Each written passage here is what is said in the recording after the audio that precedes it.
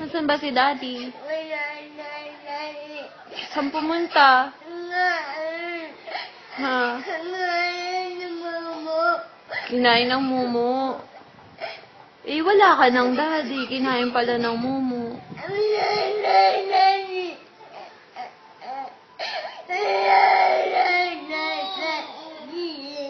Tawagin mo si Daddy. Tawagin mo.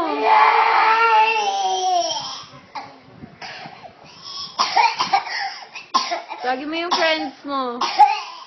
Tawagin mo yung friends. Sabi mo, hanapin si Daddy.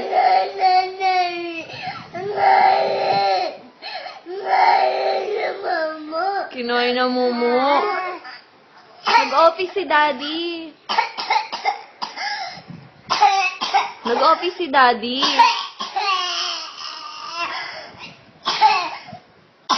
Tigil na, tigil na.